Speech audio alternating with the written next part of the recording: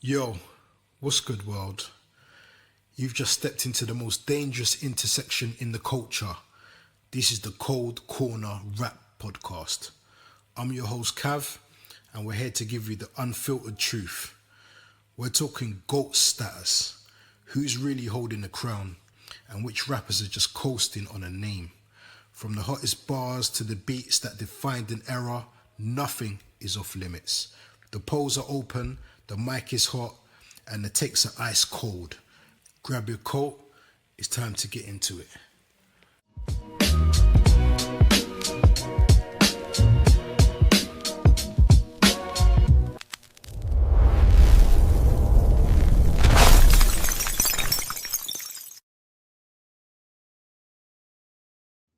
Yo, episode number 4, man. The Cold Corner Rap Podcast. We are back on your screens again, man. And listen, today I'm joined by two of the regulars on the show, man. B-Man first. What's going on, bro? What's going on? What's going on? Back again, man. Back again for another episode. Happy to be here. Ready to discuss some more hip-hop topics, man. I'm ready. I'm good. You? Yeah, man. I'm all good, man. I'm all good. I'm enjoying this little TI moment going on right now. So I'm just waiting to see if, see what happens, man. But Mr. Teron, aka BBK, man, how you doing, sir? I am good, bro. I'm good, man. I love this new niche, man. I love the project. Big you up for doing this. Big up for D-Man for his, continued support. I thoroughly enjoyed that little 50 cameo that you all did. I appreciate that.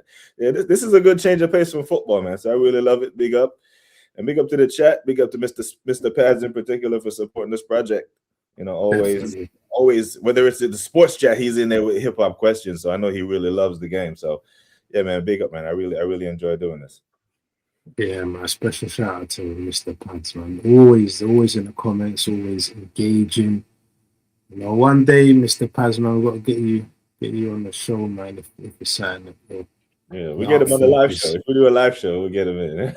yeah, definitely, man, definitely. But listen, episode 4, man. I call this one the personal one.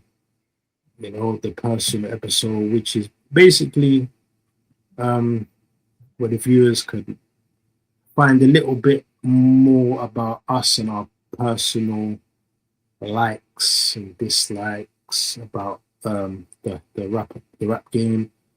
Got a few questions and a few scenarios that we kind of get into, man. So yeah, man. Without further ado, we'll get into this one. BBK, I'll come to you first. This is just a question. So I just wanted to ask, what got you into rap music? Rebellions. It was rebellious, So you growing up in Jamaica in the 90s, this reggae is dancehall, and then you realize that the influence, like you growing up in the islands, and you always want to what the Americans are doing, what the Brits are doing, and there's a huge influence of New York culture. Like Jamaica got a huge influence on London culture. Yeah. It's the same with Jamaica, New York, you know what I mean? So even when Biggie came out, when people found out he had Jamaican roots, it actually bought him automatic cred. You know what I mean? But hip hop was so how you put it? For lack of better words, it was competitive. It was like a sport, violent, if you will. The Christian parents didn't want us into that. So the more your parents tell you not to do something when you're a teenager, the more you want to do it. It's like telling someone when they're up high, don't look down. Yeah, look down. You know what I mean? So it was rebellious more than anything. And then once you get into it, you realize that the stuff people were saying about rap and hip hop at the time, I'm like, nah, it's not that bad. This is actual good poetry. It's just over a beat. So yeah, it was just rebellions. Someone saying, don't do this, don't listen to that, it's poison. I was like, nah, I'm listening to this. And I got hooked, man. Once I started hearing wordplay from men like Big L and Biggie. And when they did that, when Biggie had a combination song he did with Supercat back in the early 90s, once that started playing on the radio, that's how I got hooked into rap, man. So it was rebellious. It wasn't I heard this one guy on the radio and started to listening to him. It was people say, don't do this. I'm gonna see what the hype is about. That's what it's about. Yeah, that's what it is. Yeah, that's kind of similar thing to me. It's like you said. It's like that kind of forbidden fruit. Do you know what I'm saying? It's just like, and then like when certain the old school videos and stuff when they were only on certain channels late at night, and certain times I used to like sneak out the room and go into the chip cable box just to see like the Naughty by Natures and the Onyxes and etc. Yes, sir. And I think for me it's just like you said as well. It's like just the wordplay and just the style of beats as well. The style of rapping for me, I enjoy because like you is like my dad was Ghanaian, mum Bayesian, so there's soca in my household, a lot of clips, reggae, when ragga was Bashment was ragga and things like that, and that was mainly what was in my house until my older sister kind of started off the R&B thing. I got into R&B because of her. She was into like Janet Jackson's and from way back then, so I kind of got into that, and eventually kind of just rap kind of grew into that features and things like that. So yeah, I think and just got me hooked from there, man. It's funny how you said Bayesian parents and listening to soca. And as you grow older, you realize that soca is one of the nastiest music genres. Like, you really listen to the words, bro. They were telling us don't listen to rap because it's vulgar and it's this and that. And you listen to soca. It is nasty. Very provocative type of music. I'm telling you, when I think about it now and I hear certain things, I'm like, hold on. You was in the I was in the room while you playing this. Church folk. Listening to soca music, you're like, okay. So it's one of the reasons why I give my son he can listen to whatever the hell he wants to. You know what I mean? Because if he picks up my headphones, he's gonna hear some he's gonna hear some madness. So it's freedom of expression. It's music. You know what I mean? It's just words. Exactly. Man, what about you, man? Mine's it's a bit jumbled, like I can't really put a pinpoint on it, but I want to say one of the biggest influences was my brother, because like yourself, like I was on the reggae and the dancehall growing up, and then I remember my brother, he bought Snoop Doggy Style, and he was rinsing it. He was a big Snoop fan, and I was a bit naive in that, like. It's ironic because I've been listening to like Bashment, the Buja Band and the Terror Family, to all the language there. I was like, why does he have to swear so much? Like, what's that about? Kind of thing, whatever. I didn't really like it, kind of thing, whatever. But then I gradually started gravitating. But my earliest memory really is like buying a proper hip hop thing is Creeping on the Come Up by Bone Thugs.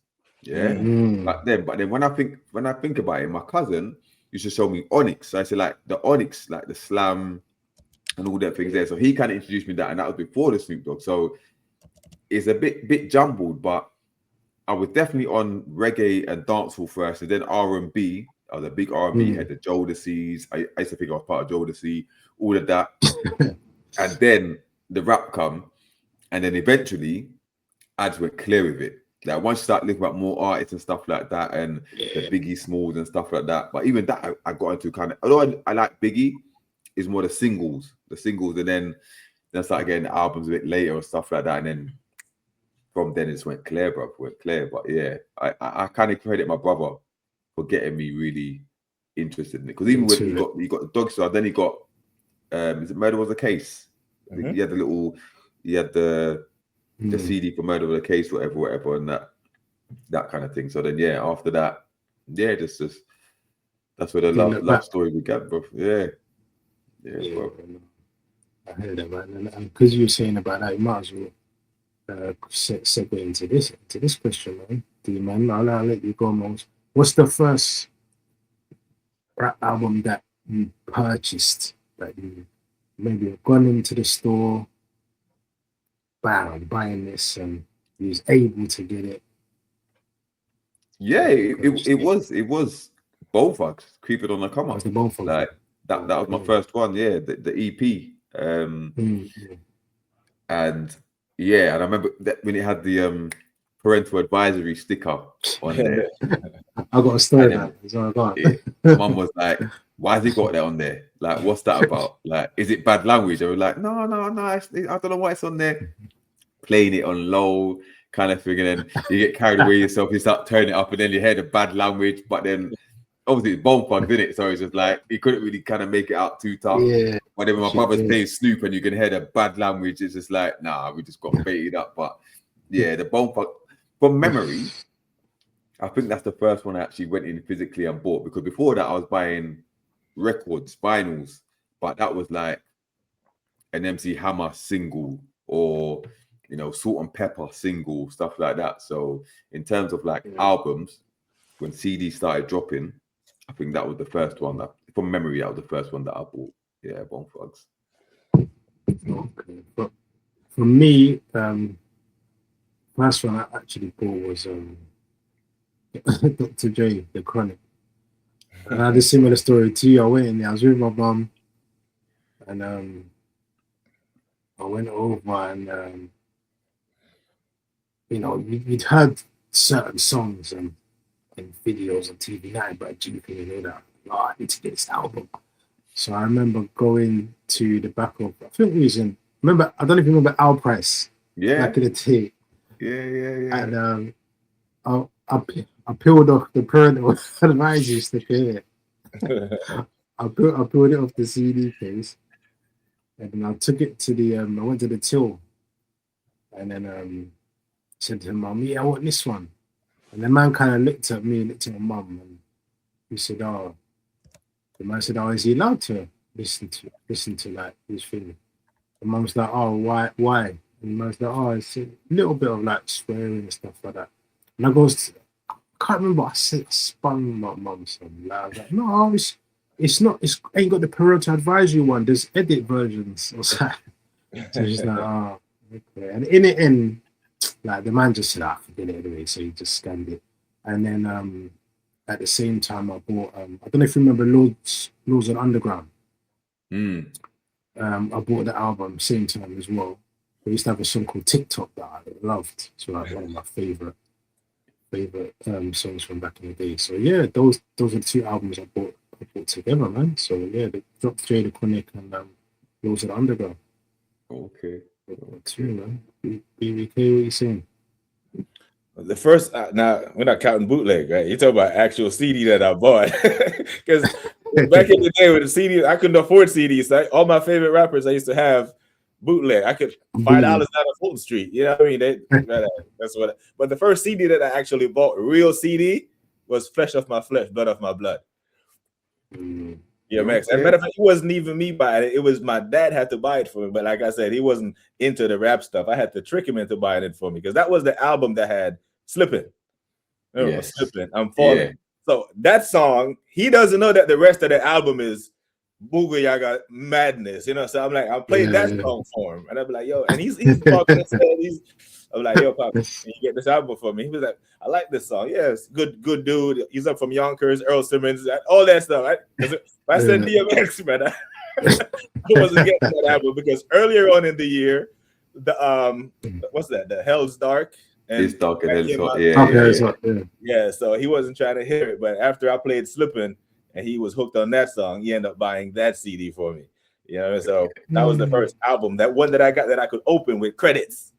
The actual story of the artist. But I couldn't afford CDs back then, and I was only a teenager and all that. But yeah, the first album that I bought for myself, the one that I personally bought, was the Chronic. I went back in the store and actually hey, I want that CD as a classic. Yeah. What everyone's been talking about. Yeah. You know, West Coast type stuff. And I listened to it, and I wasn't disappointed. You know, because back then it was, you know, East Coast rap, West Coast rap. You know, buying a West Coast rapper and actually giving them time of day to see if they can actually keep up with East Coast rap. And it was, you know, it wasn't a bad investment because I still have that CD, still have that very same one. Scratches on it, I still got it. You know? Okay. Yeah. Yeah, I enjoy a CD, man. So like, even though it's easy to just put on your Spotify, Apple, whatever, man. Sometimes I still enjoy putting the CD into the computer and just, you know, just feels more authentic that way. Sometimes. Yeah. It was an experience, man. It was an experience. You know? You would know, because even when the other album the next one, I once you start buying CDs and you start working a little summer job, you get hip and you start buying albums. You know, I remember bought the Blackout, you know, Meth and Red, you know, and that's when it wasn't until I was reading through the credits that I realized that Eric Sermon had produced damn near all of the album. You know what I mean? I didn't even know that. So it's one of them ones, man. When the game was real, like you felt personal attachment, you felt like a connection between you and the artist. Yeah. You know, before the ringtone music. Yeah. You could see, man. Like that's one thing I enjoyed was reading the credit, opening the CD, opening the leaflet, going produced by Bam, written by Bam. It's like, you know, it's one of the things we enjoy, man. Right, this next one might be a bit of a long one. Because right, what is your, I won't say, I'm going to take out the word ever, because for me, I found it impossible, because there was 20 verses and one day on this verse, six hours later on that verse. So I would just say, what's one of the main rap verses that you love? And like I said, quote it, man. So I don't know if anyone wants to go first, or I can go first. I don't mind. Yeah, mine's easy, so I can go first with that one. You remember the "We Are the Streets" album, Jadakiss? Yes. And FU. There was a point in that song where Jada was like, "You heard LOX came through in the yellow Lex and hop out with the Air Force Ones with yellow checks." Right, the first time I hear that, that dude right there had Brooklyn dudes. He's from Yonkers, you know. He had men from Brooklyn painting their cars yellow, bro. Because, you know, Lexus don't make yellow cars. Yeah. And man, he had dudes doing that. And he had man ordering custom-made Air Force Ones before Nelly did the Air Force One song. Before that, you know what I'm saying? And he was the yellow checks, and that was before the social media and all that. And then that song was so full of bars from Jada. He went on the rest of the song and he was like, "A lot of y'all is homos, blah, blah, blah." Then he was like, "Funny stop, he was never down with me. Time to go to the bathroom, sit down and pee." Spin this back a bunch of times. So it's one of the, maybe not be my favorite, because the more I listen to rap, I forgot that I heard that bar before. But I'm sitting there like, it's one of the lines that I never get tired of hearing when I play. It's like when I play the 10 Crack Commandments and I hear Biggie say, "Credit, get it. A crackhead paying you back, forget it."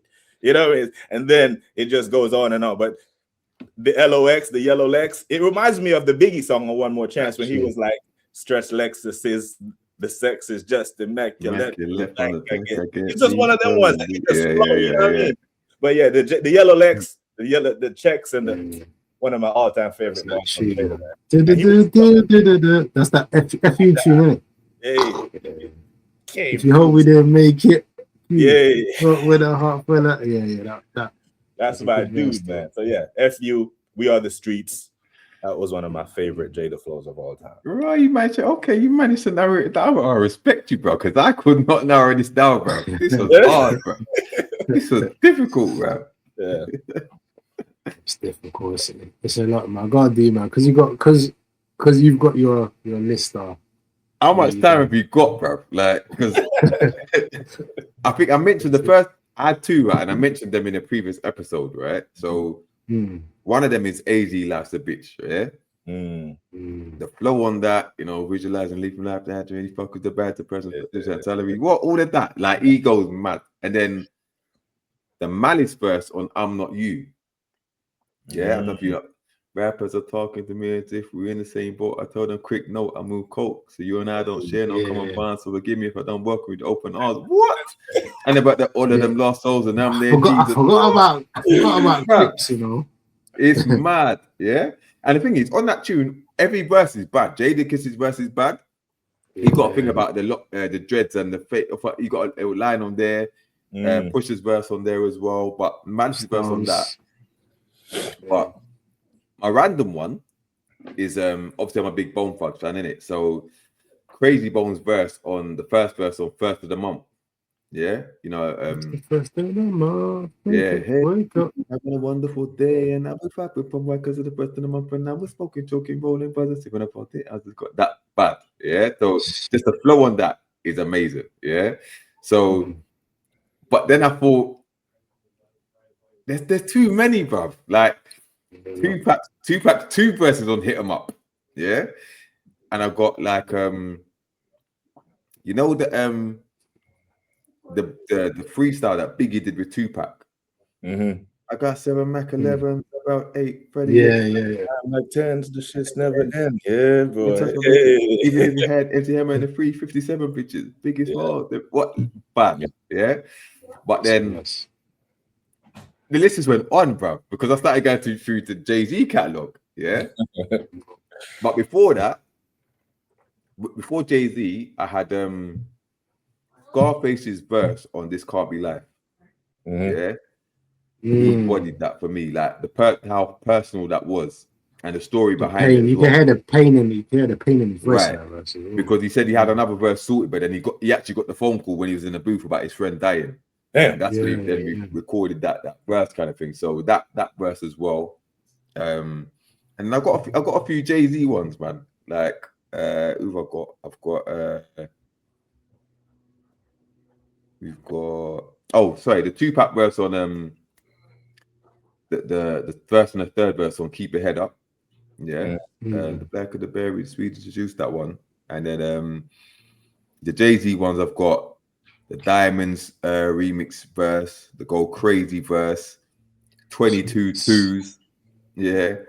And then I've got the third verse on Song Cry. And then I've got it's a Memphis Bleak tune, innit? But is that your chick? That verse there, yeah, mad. With Missy on that song, yeah, Missy's on the hook. Yeah. Okay, mad at me. I love motherfucker. My sister, my thug, my place with another one. Had T. She keep calling me big. I'm with Jay-Z. She's on my day. Gradually and coming over your shit. Coming over your shit. What? Mad. But that verse and then Jigga What Jigga Who. Yeah. As well. Is it the second verse on that? Yeah, the second verse. Yeah. But that's a lot of verses. It's a lot, it's a lot, bro. But I'm gonna say it's either AZ or Malice. Yeah, I think I'll say one of those two. Yeah. But probably AZ probably edges it for me. Yeah. Okay. Why me? I've got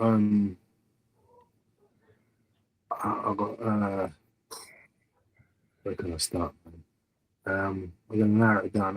I've got Jay-Z, Hovey Baby. The one is that I'm so far ahead of my time. I'm about to start another life. Look behind you. I'm about to start you twice. That one. That whole verse, which is just crazy. Can I Live? Jay-Z again. That's one of my favorite verses. My mind is infested with 6 thoughts that circle like a Lexus, driven wrong and sure to hurt you. Do level like duplexes. In unity, my crew and me commit atrocities like we got immunity. Like that verse alone is serious. And there's loads I can mention, but I had one honorable mention was on the Nostradamus album, Nas. It's Lost Words featuring Nate Sean. Where Nas is rapping like he's a prison cell. I'm just gonna say a bit of the verse. Mhm. Yeah, I'm a prison cell, 6x9, live in hell, stone walls, metal bars for the gods in jail. My nickname, the can, the slam of the big house. I'm the place many fear when there's nowhere out. I take sun away, put misery instead. When when most of when folks with me most consider you dead. I saw too many inmates falling apart. Call for the guards to let them out at night when it's dark. Convicts think they're alone, but when they listen close, they can hear they groan. Touch my wall, feel my pulse. All the pictures you put up is stuck to my skin. I hear your prayers, even when you're whispering. I make it hotter in the summer, colder in the winter. If the court parole ya, then another con enters. No remorse for your tears. I've seen them too often. When you cry, make you feel alive like inside of a coffin. Like that verse alone is. And he goes Play on. it back. You like play it back. That verse alone is one of my favorite verses. It's nice. It's very smart. Yeah, man. So Yeah, man, it's one of them ones where maybe favorite like isn't the appropriate word, because there's not one that you will love more than the other. They'll both make you rewind the track. All of them make you be like, exactly. Let me make sure I understand what's going on here and just how this dude mine was able to come to this. Because sometimes the words don't even rhyme, but they put it together so well. Yeah. That is music. You know what I mean? Exactly. I'm sure there's probably a few Eminem ones there as well that could probably go back to Slim Shady LP and hear a couple of verses there, but yeah, it's just too much. It's too much, man. So everyone leave in the comments if you got any favorite verses. Leave your favorite verses in the comments. Let us know, man. Let us know what you think, man. Let us know some people that the Buster verse on the Chris Brown tune. Look at me now. Look at me now. Yeah. The flow on that is nuts. Nuts. Yeah, Buster. Yeah, I want to hear Buster, Twista, and Luda on the track. Speaking of Luda, though, I think I mentioned this on the as well. Yeah. I said it like You'll Never See Me Again. His verse on that. Just listen to his verse on the remix. Yeah, Alicia Keys and Ludacris, bro. Mad. Yeah, mad. Yeah, that piece we did when we talked about best feature. Yeah, I don't know if we had given him a shout out for that, but I know we mentioned Luda at some point in the last episode. Yeah, but he's one of them featured artists that when he features, he does deliver. Yeah, yeah. 100. You're never disappointed with a Luda verse. Yeah, definitely. Yeah. But quickly, which Luda album was your favorite, or was the best one you think? I like the first one, to be fair. I really like Chicken and Beer. Southern Hospitality. Oh yeah. I like Chicken and Beer. No, the one. What was the second one called? I think it was Chicken and Beer. Was it Chicken? Yeah. But the first one was Back for the First Time, was it? Yeah, Back for the First Time. That's my favorite one with Southern Chicken and Beer had Splash Waterfalls and Stand Up. And that's what he kind of introduced me in them, man. Which one had the tune with Jagged Edge? I think that was the second one. Yeah, that was the second one. I need to, because that was my favorite album. Oh, and which one had is that same one had Keep It on the Hush? Don't say nothing. Nah, word of mouth. I think word of mouth was. That must have been word of mouth. Yeah, that's not Chicken and Beer. Chicken and Beer had Raphael Sadiq on there. Right. Singing. Okay. Word of mouth was bad still. Black Waterfalls. Yeah. That had Saturday. That had Move Bitch Area Codes. Roll Out. What one was this? That's word of mouth. Okay, yeah, that was kind of big still. That was kind of big. Go to sleep, boy. Go to sleep. She said growing pains as well. That's like Growing Pains is bad. Yeah. I think that was the that's my favorite lead album. Yeah, it could be that still. Yeah. But yeah, man, let's get into the next question. Again, this is this episode 4, the personal one. So, don't nobody get mad in the comments, man. This is just our personal things. So if you could take 2 albums on a desert island to listen to for the rest of your lives, what would they be? So You know, you get in, there's a nuclear war going on, say, yo, can take you to this album. Can only bring two albums. No more, that's all. That's the only data we got, enough for two. So, which ones are you picking, man? Go ahead, D man. I gotta think about this one. Okay. Because basically, I'm thinking about the two albums that I've never get tired of listening to, and there's a lot that comes to mind still. Not gonna lie. Well, Stillmatic is on there because that's my favorite album. It's coming. Like I'm going to listen to Stillmatic, Blood of a Slave, Heart of a King. Maybe that will get me off the damn island. Maybe that will keep me alive. Yeah. That's shots. It's the other one that I'm struggling with. You know what I mean? But that's definitely on there. You know, do you know what? I'd say about two, right? Reasonable Doubt, because I just love that. I just love that album. And I was thinking Doggy Style. Doggy Style is one of my favorite albums of all time.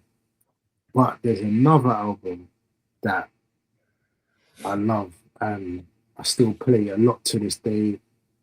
Still in my rotation. Prodigy HNIC. That's one of my favorite. That's a hood classic, you know. It's a hood classic. Yeah. You know, it's not I know what you mean. I hear you. And I just think, being in my head, I'm thinking, if I want an island, what kind of vibe do I want to be in? Do I want to be in, if I'm by myself especially, do I want to be in a party mood by myself, or I just want to sit back and just vibe and listen to some real lyrics and some, you know what I'm saying? So yeah, that's what I thought. Reasonable Doubt and Prodigy HNIC, that's my two. Mine are is I say it's cliche, but they both follow a particular sound in it. And the first one is The Blueprint from Jay-Z. And I, as big, listen, I'm one of Jay-Z's biggest fans in it, but I kind of, I say I got into Jay-Z late. Like, obviously, when he came out with Ain't No Jigger, that came on the box or on MTV or whatever. It's like, it used to come on, but it never used to say his name. Yeah, so I'm thinking, wow, who's this? Like, kind of thing, whatever, like the tune, whatever, but it never said his name. And then I think he had an interview with he was in the UK and he did an interview with MTV, and I remember famous line, he said, oh, we talked about money and he talked about, oh, you call it quid, we call it cheddar, that kind of thing, whatever. And he was there. But then I didn't really listen to his music. And then my brother was a big Jay-Z fan. And then even up to when Dynasty came out, because I was so much on R&B, I bought TP2.com because they came out at the same time. Yeah. So he got Jay-Z, I got the R. Kelly, whatever. But for some reason, when The Blueprint come out, I got it on bootleg first. Because that's when I started getting Jay-Z. And then when I sat down and listened to the album, yeah, and the fact that it was the soul beats and the level of rapping, I just remember sitting in my room, and before I even showed my brother it, I must have listened to it about 5 times back to back in my room by myself, memorizing every tune, whatever. And to this day, when it comes on, like from front to back, I just play it, yeah. And the second one is the similar feeling I got from the album when I first bought it, and a similar thing, Kanye West College Dropout. Yeah, that's my one there. That's the one there. Because again, the soulful beats, that was right here in the front of my forehead. I'll tell you why, but go ahead. Yeah. But again, the production mix with Kanye's rapping and the quality of the tunes and stuff, like, to me, that's my favorite Kanye album ever. But yeah, those two together, obviously they follow the same kind of soul sound. Obviously, Kanye produced a lot of The Blueprint, whatever. But yeah, those two classics for me, and I yeah, those are my two, man. Those are my two. Yeah. Okay. College Dropout. College Dropout. It's the only CD that I bought twice. Like, I bought it twice. Like, someone stole the first. I don't know what happened, but instead of winning to go buy the bootleg, no, I went into Sam Goody and I bought it again. You know what I mean? I still have it. But matter of fact, I think the first episode I held it up. Yeah. Because the thing is, with the vibe that you can get from a college dropout, you can get some R&B feel from Shaka Khan from the sample. You can get some Hove with the feature, and you can get some of that Midwest influence that Kanye is speaking. And you're getting some good production, and you hear in the rest of Kanye's album, he went on to make some other great albums, man. But there was a hunger about him on College Dropout when he knows that he was trying to establish himself, especially being signed to that label. Your debut album, he had to make a statement, and boy, what a statement that album was, man. It was it like 17 tracks? Yeah. And the track near the end, the one this is family music. That tune there, I can play that. Whenever this is a college dropout, when I get to that, it's on repeat.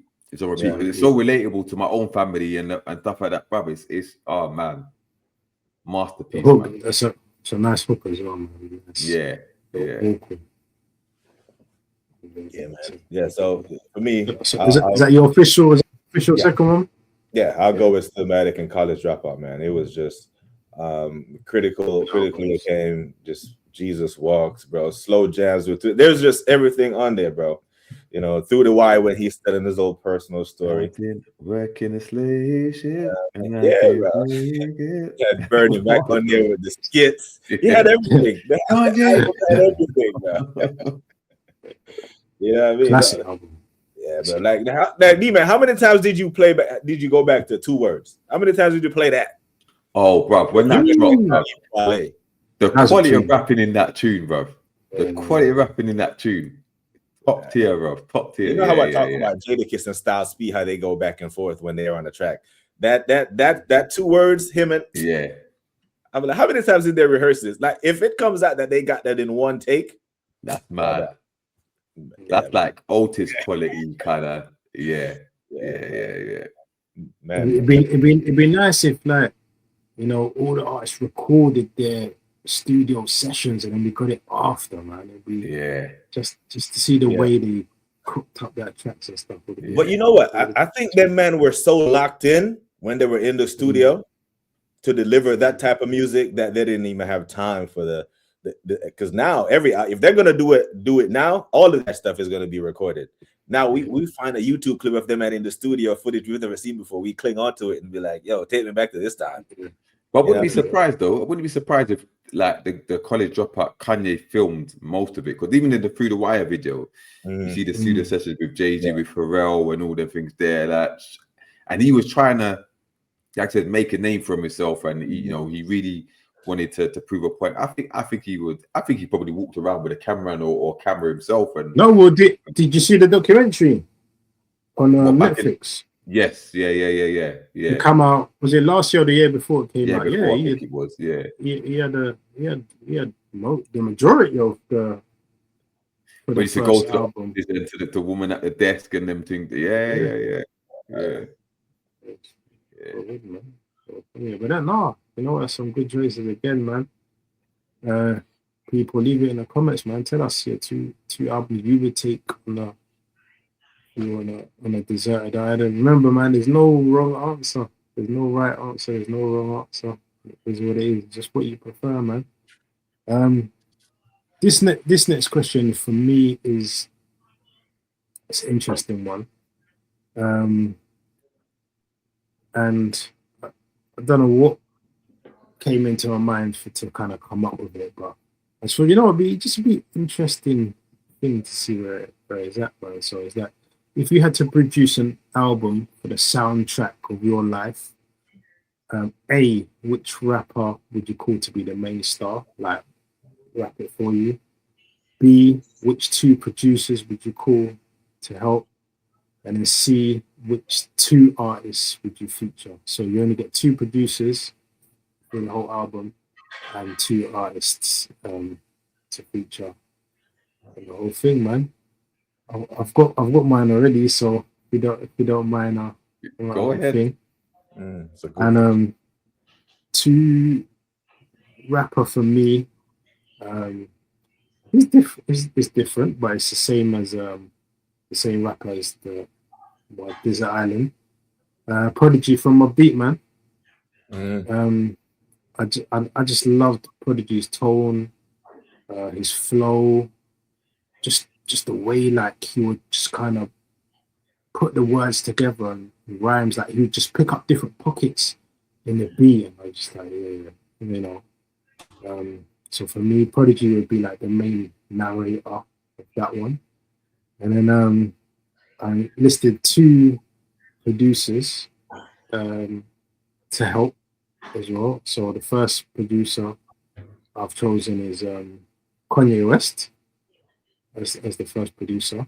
Because for me, Kanye is just, he can adapt. I think Kanye can adapt to anybody, to any rapper. So I think he would work well with Prodigy. And then second producer I've chosen is one that's no stranger to Prodigy, and Alchemist as well. So I've got Alchemist and Kanye producing.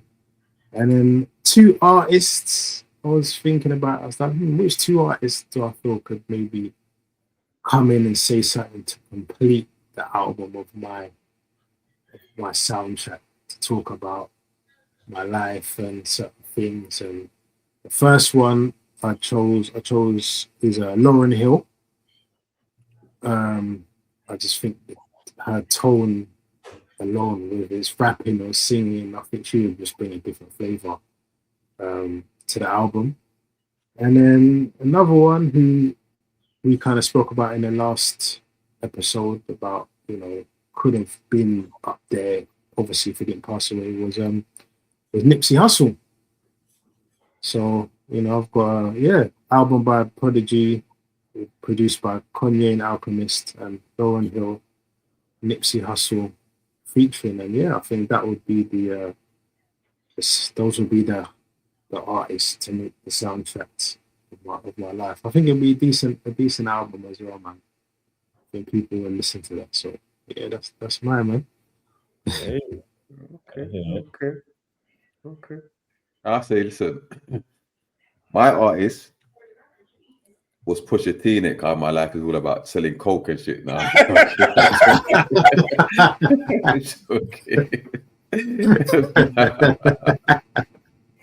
No, mine is mine is the artist is Tupac. Yeah, because okay. The fact that, you know, he flows like a poet, he can evoke so many emotions in his raps, storytelling as well. He's pretty good at painting pictures as well. Complex character. I think that's my artist. And you know, he could do a variety of tunes, whether, you know, whether you could, when you're angry, when you're philosophical, when you're emotional, that kind of thing. The producer, I also had Kanye West as well as one of my producers. But mine was like, who would work well with Kanye West and who has worked with Kanye West in an album. And I mentioned Blueprint the other in my thing. So Just Blaze, yeah, I put Just Blaze as my second producer. I think they could bounce off each other quite well as well. And obviously the soulful beats, man. I'm all about the soulful beats. So to me, and because I'm a lover of Motown as well, and the old school Motown, Marvin Gaye is one of my favorite singers of all time. Sam Cooke, even going further than that. So the samples that they could pull out on that as well, I thought could be really good. And they both sing two of my favorite songs ever. And then the features. So this was a tough one for me. It's a toss-up between Scarface, Nas, and Andre 3000. Yeah. So I'd probably say, just for the variety, I'd say Nas and Andre 3000. Yeah. Because Andre 3000 with his complex, he could do anything, man. The wordplay that he could bring, but you listen to what he says. Nas speaks for himself, innit? Nas, you know, Nas is going to give you a fire verse, and Thug Mansion with Tupac is one of my favorite tunes. You know what I mean? So both their verses on that. So yeah, I'd say those two features for me.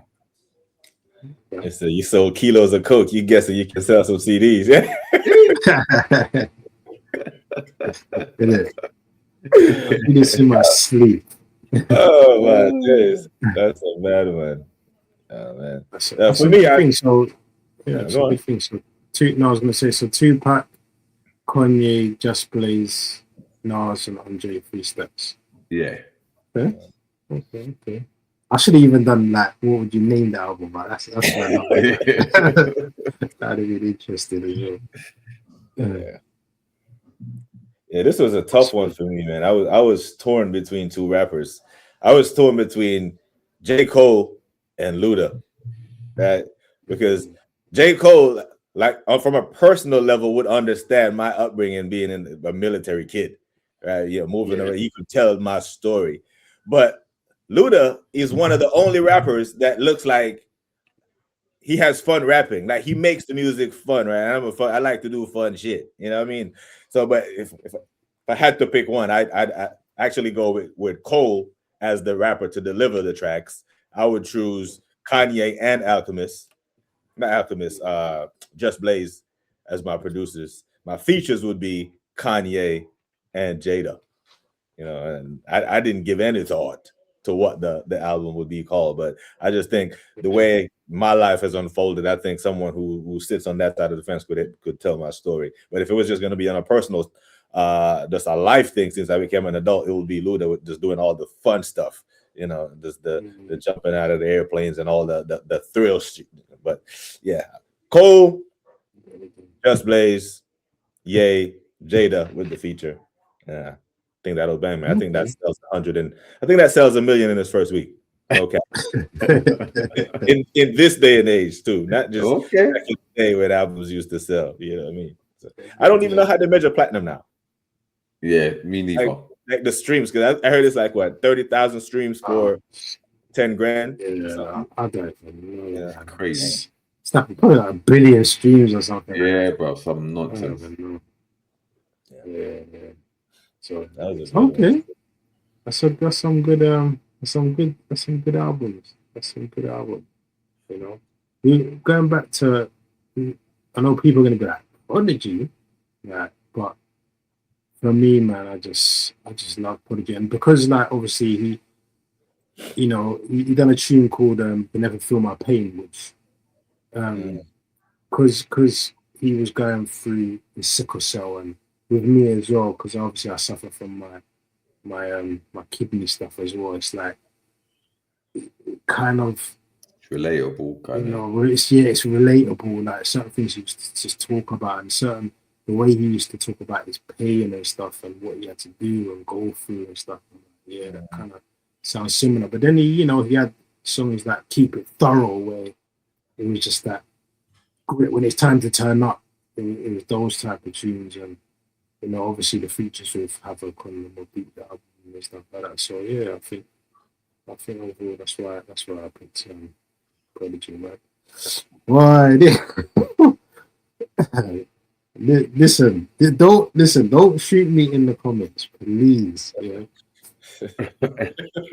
But you know what? I'm gonna let you guys go first in this. But my one probably will surprise people. So have you outgrown a rapper? Basically, outgrown a rapper that you once loved. So I definitely have. Yeah, definitely. I'm very interested in. Mine is Game. The Game. Like when the Game just came out, bro, I had high hopes for this dude, and the first album was good. Even the second one was good. But right now, if Game puts out an album, I'm not sure if I'm running to the store to buy it.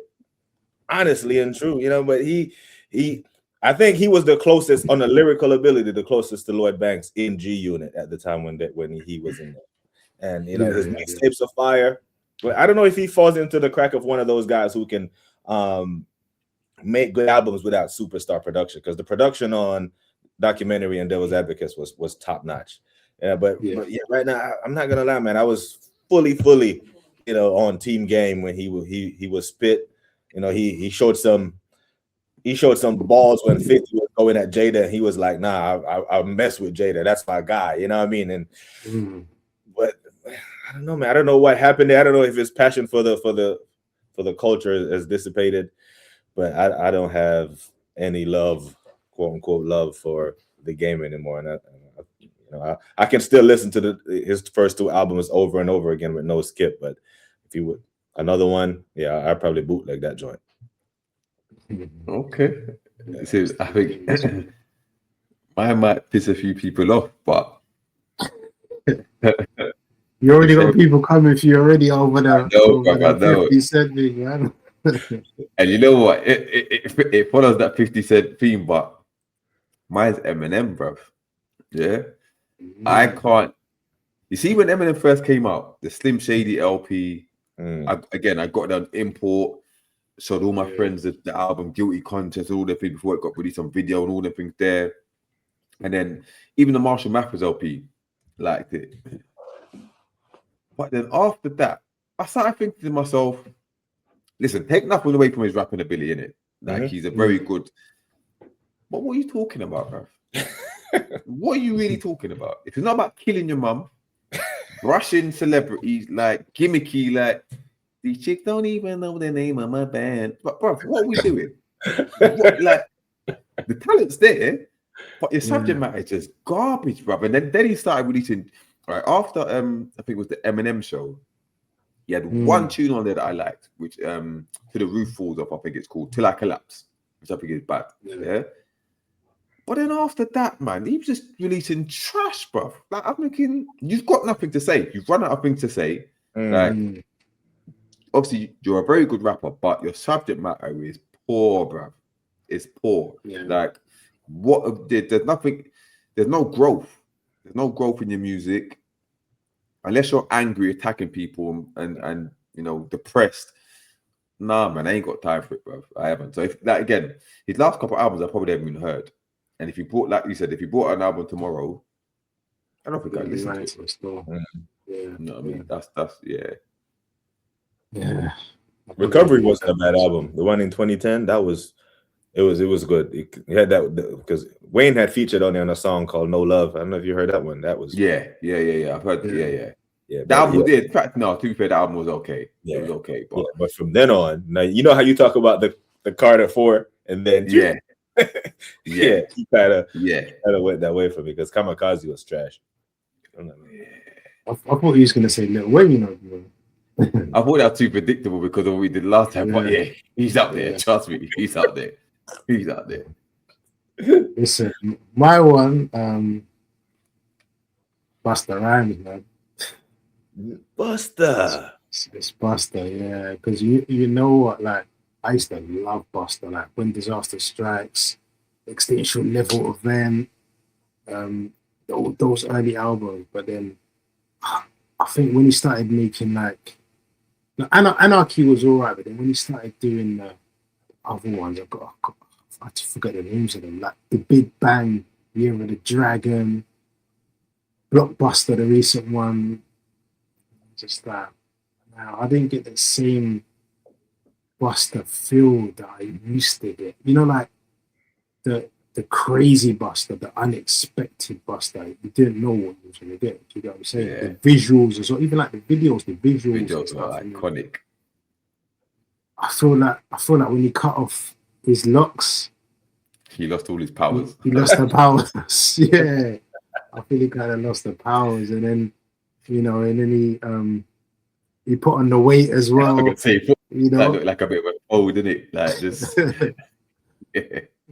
You know what I'm saying? It wasn't the same. And then recently you see him like wearing the dress and stuff like that. And I'm just like, okay, you wanna do that, that's fine and all that, but I don't know, I just kinda it just made me kind of think, the music are you doing this to kind of shine some spotlight on you because your music is going down relevant or what? Yeah. Like you're gonna stay relevant, things like that. But yeah, mine is certain people, you know, mine is Busta Rhymes, man. What fake? Yeah, so make sure everyone comments, man. Busta. Yeah, Busta is definitely not gonna be, you know, everyone's cup of tea still. Yeah, ain't gonna be that early Busta, but yeah. But if Buster was to come out and say, he's doing a UK tour, would you pay to go see him? Because he probably does his old stuff and yeah. For the old stuff, I probably think I would, and for the energy and the vibes, definitely. Because like when you go and see certain people in certain artists, you might not really feel, but then if you see them live, you might be like, oh, okay. You might get a little, especially what the crowd around you makes it more vibe as well. So if everyone's vibing, you're kind of in the moment. But listen, man, yeah, I think I definitely would. Like if Buster announced today he was doing the verses, I would definitely tune in. Do you get what I'm saying? Because, okay, so if you had a choice, right? So you had Rockefeller, doing a concert. So you got your Jay-Z, your Beans, your Bleak, your even State Property, you know what I mean? They on one side, and then you had Dre, Snoop, 50, The Game on the other side. Which one you have to go to one concert? Which one are you choosing? Snoop, You said 50, Drake The 50 Game. Dre, Snoop, 50, and The Game. Do you know what's mad? Because I went Snoop's concert 2 years ago, and like Snoop literally done the old stuff, and it's tough. Do you know what? I think I'd probably go to the West Side, man. Obviously, 50 is New York, but I think I'd go for more Snoop and Dre, and then 50 in Game for me would be there'd be a big bonus because good artists and stuff. But I think I'd probably go for more Snoop and Dre. Okay. I know Jay could obviously hold it down, and I love Beanie and I love that. But apart from Jay, there's a couple Beanie songs, Freeway and stuff like that. But I think I'd more enjoy the Snoop and Dre and 50, that kind All of right, stuff. so what if it was them? You got 50, so you've got Snoop, Dre, 50, The Game, and Eminem, and then you've got Jay-Z, Nas, Kanye, and then you've got, so if you throw in two more, say J. Cole, and Drake? just who did you say? Drake. No, forget that. Forget that. Say someone similar to like someone Fabulous. Fab.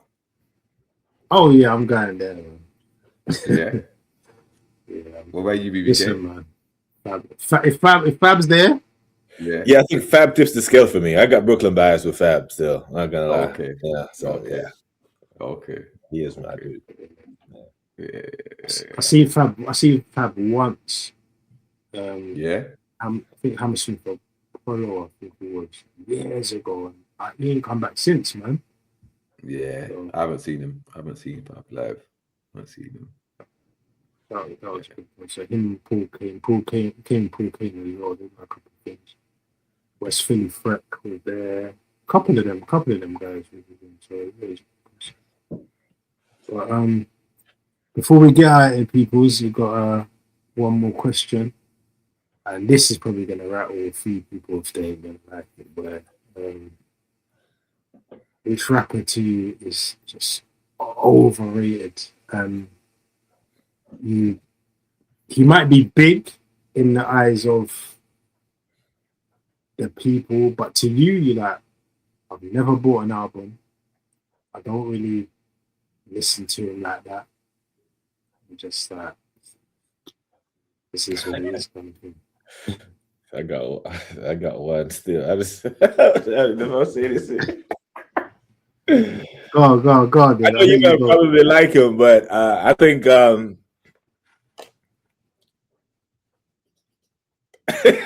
I think Common is overrated. Ooh. Common. Common. Okay. Common sense. Yeah. I think he fools people with the conscious thing. I think he tries to be a conscious guy and use that as the reason why he hasn't hit the heights that he should have. I think Kanye showed us that you can come out of that same town with conscious flow and be better. You know, I mean, I think he's a good brother. I think he's okay, but people speak of him like he is Scarface, or he's like this divine rapper that only, you know, does uplifting music. And I listen to his stuff, and I just, you know, like, I don't know who, if it was you or Preach that said Banks put you to sleep. Common puts me to sleep. Yeah. Puts me to sleep. You know Okay. what I mean? And this, Truthfully, I wanted to rhyme like common sense. I ain't rhyming like common sense. he took that. Matter of fact, that might have did more for his career than his own bars. Yeah. Yeah. Another controversial take. Yeah, That's interesting. because one of Memphis Bleak's biggest highlights is, hey, Jay was on my album. Common can be like, one of my biggest moments is that Jay referenced me in a song. You know what I mean? Yeah. Might have been the best reference, but I reckon, I don't know. I say, was he at the time he was rated as a really good rapper, but I'm gonna say Joel Santana. Yeah, I never understood why he was rated the way he was rated. Yeah, like He did have hype around him. Not gonna lie, he did have some. he had a bit of hype, and I'm thinking, why? There's nothing that he did screamed out to me saying that you're quality, bro. Nothing. Yeah. But I don't know. You know, I like Joel's, like, in terms of the albums and stuff, but when I feel like when he done stuff more than mixtapes, Joel's, I think lyrically, like when he done a mixtape with Wayne and stuff, I was like, yeah, he kept up.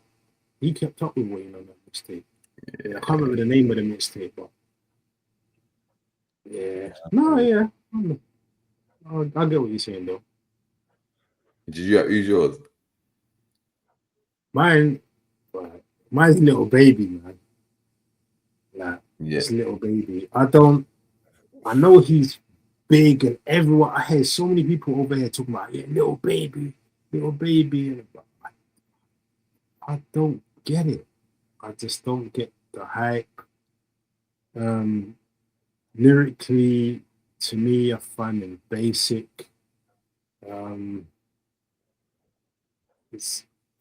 He does a lot of like melodic tunes, which I don't mind melodic tunes, but a lot of his stuff sounds very similar. The flow is very similar, and just I can't take Little Baby, man. Future was close, man. Future was close for me. Yeah, that's a good one. That is a good one. Yeah. But you know, we kind of know what Future's doing, though, right?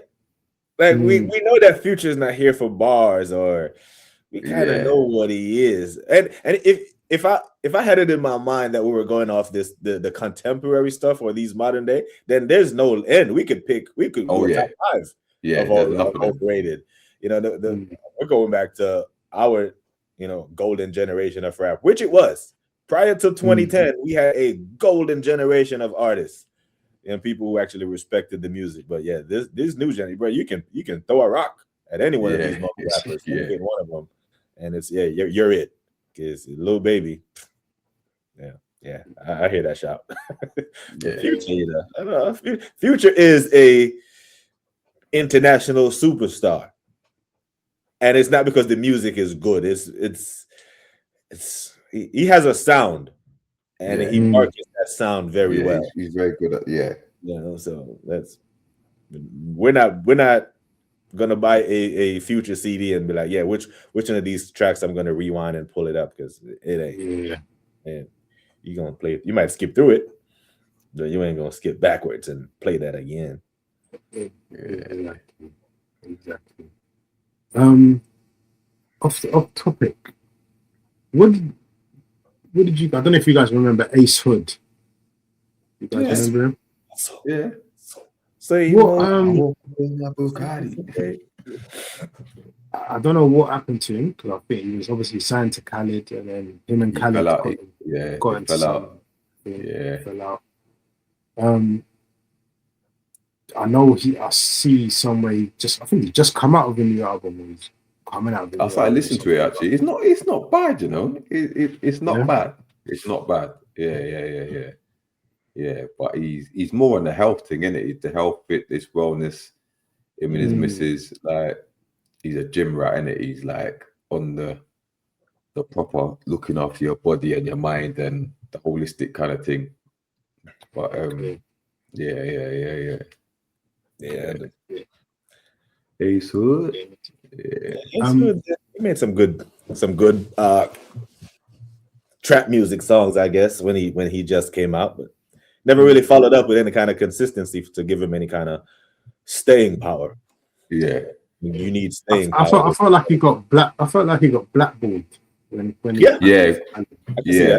Yeah. When he fell out with Khalid and he started going at him, Khalid kind of like, everyone kind of left him in the lurch kind of thing.